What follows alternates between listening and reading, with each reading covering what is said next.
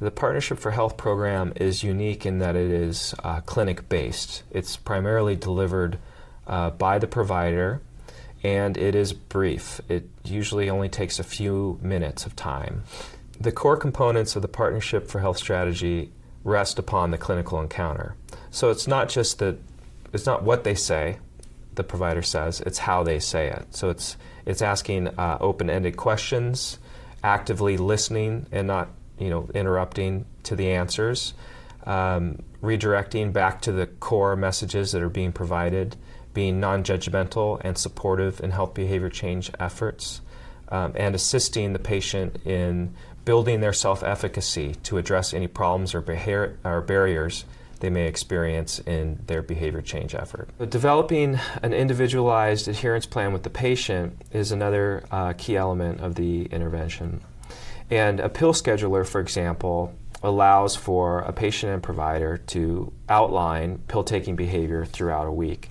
It also allows for the patient to link their pill-taking behavior with a specific behavior activity or schedule that allows them to remember to take their medicines.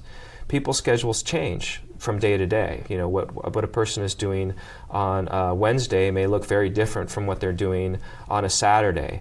And to the extent that the pill-taking behavior can be linked to a specific activity for each of those days is an important aspect of maintaining high levels of adherence. Why is the clinic such an important setting? I mean, this is a clinic-based intervention. And we selected clinics because oftentimes this is the only place where these patients receive any type of healthcare message or supportive healthcare at all, and it provides a unique venue in order to do so. The Partnership for Health program was originally designed to address safer sex among people living with HIV, and we needed a control arm to compare our safer sex intervention with. And we decided to do something that was very important for this population, and that is medication adherence. The prior literature suggested that providers can create quite a bit of health behavior change in their patients. So the prior literature shows that messages from providers to patients with regard to smoking cessation, improving diet, improving exercise, reducing alcohol intake were effective.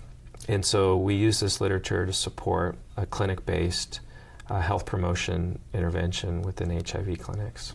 In the original research study, we actually anticipated seeing an increase in adherence among those who entered the study with low levels of adherence. But we didn't see that, and that may be partially due to the fact that that was a relatively small group of patients. But what we did see was the maintenance of high levels of adherence among those in the intervention arm of the study.